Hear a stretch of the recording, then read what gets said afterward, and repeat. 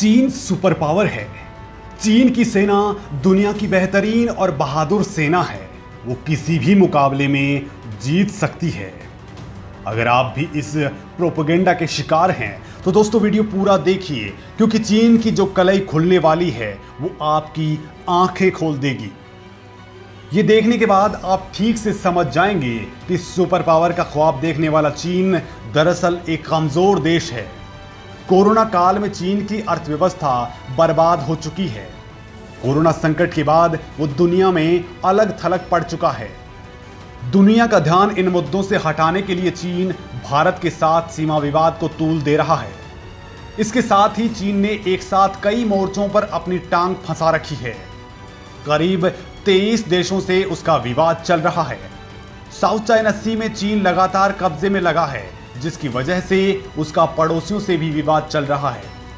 वहीं 15 जून को चीन की आर्मी ने बॉर्डर पर भारतीय सेना के जवानों पर धोखे से हमला कर दिया था, जिसका भारतीय सेना को कम लेकिन चीन को ज्यादा नुकसान हुआ है। इससे पता चलता है कि चीन की पीएलए केवल कागजों में ही ताकतवर दिखती है। असल में वो भारत के साथ युद्ध करने की हालात में नहीं है। चीन की सेना दिखती ताकतवर है, लेकिन अंदर से वो बेहद कमजोर है। भले ही चीन अपनी सैन्य तैयारियों का वीडियो दिखाए, अपनी शक्ति का प्रोपेगेंडा करे, लेकिन सच्चाई तो ये है कि अगर जंग की नौबत आई तो चीन की सेना भारत के सामने टिक नहीं पाएगी।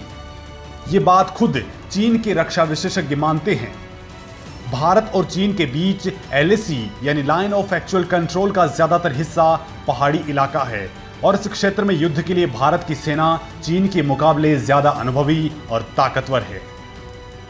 वैसे तो चीन की सेना सैनिकों की संख्या के लिहाज से दुनिया की सबसे बड़ी फौज मानी जाती है। चीन की पीएलए यानी पीपुल्स लिबरेशन आर्मी में करीब 20 लाख सैनिक हैं, लेकिन चीनी सेना से जुड़ी एक रिपोर्ट में खुलासा हुआ था कि उसके 20% सैनिक युद्ध के लिए अनफिट हैं।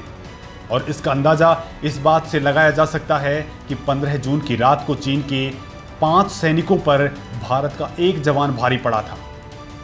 दोस्तों, आज हम इस वीडियो में इसी चीनी आर्मी के बारे में बताने वाले हैं, जो सिर्फ कागजों में शेर है, जबकि असलियत यह है कि चीनी पीपल्स लिबरेशन आर्मी को करप्शन अंदर तक खत्म कर चुका है।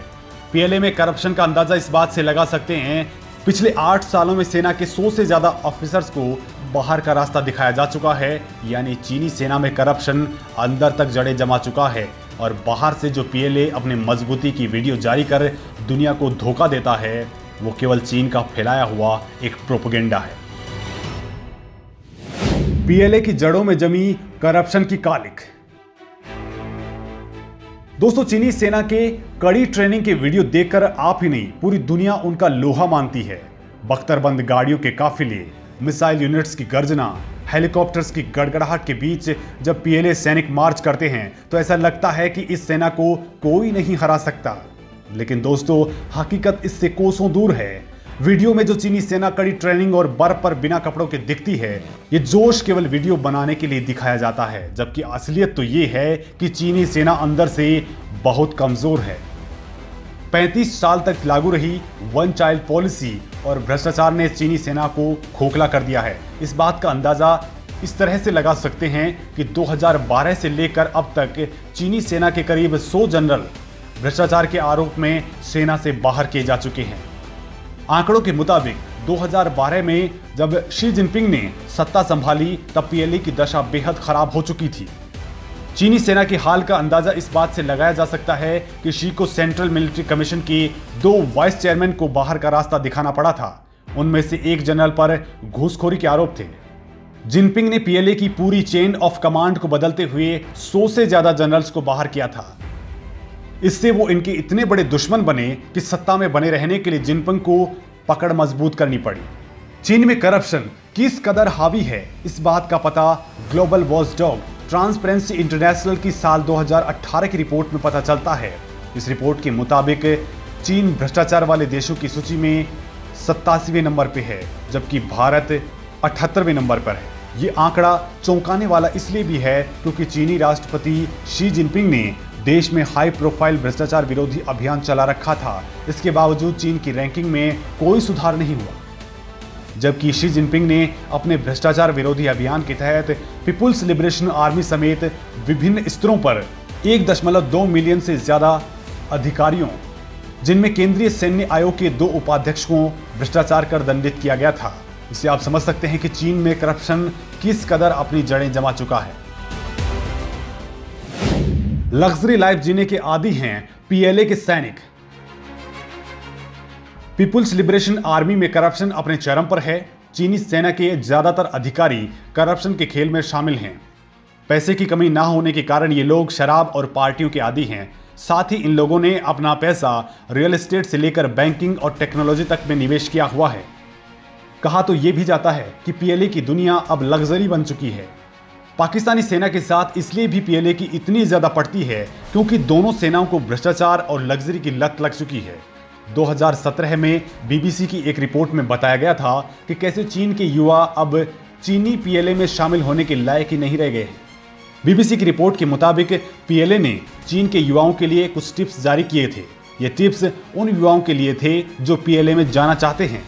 एक ऑनलाइन पोस्ट में पीपुल्स लिबरेशन आर्मी ने युवाओं को कोल्ड ड्रिंक्स, ज्यादा कंप्यूटर गेम खेलने को युवाओं के कमजोर स्वास्थ्य के लिए जिम्मेदार माना था। इसके साथ भी ये कहा गया था कि सेना में भर्ती होने के लिए आने वाले युवाओं में फेल होने वालों की संख्या ज्यादा है। एक शहर से कम आधे युवा पीएलए के टेस्ट में फेल हो जाते थे। इसके साथ ही चीन के उन शहरों के आंकड़ों को भी साझा किया गया था जहां आवेदन करने वालों में से 56% फिजिकल टेस्ट में ही फेल हो गए थे। दरअसल पिछले कुछ सालों में देशभक्ति के हीरो, मिलिट्री टीवी और फिल्मी ड्रामा के जरिए सेना का गुणगान करने वाले चीन को नई भर्तियां करने में बड़ी मुश्किलें हो रही हैं। साल 1979 में इसी ताकतवर पीएलए को वियतनाम ने धूल चटाई थी। वियतनाम का दावा था कि जब चीन ने आक्रमण किया तो उन्होंने पीएलए के 62,500 जवान मारे और 550 गाड़ियां तबाह कर डाली थी। इस शर्मिंदगी के बावजूद पीएलए ने सुधार नहीं किया।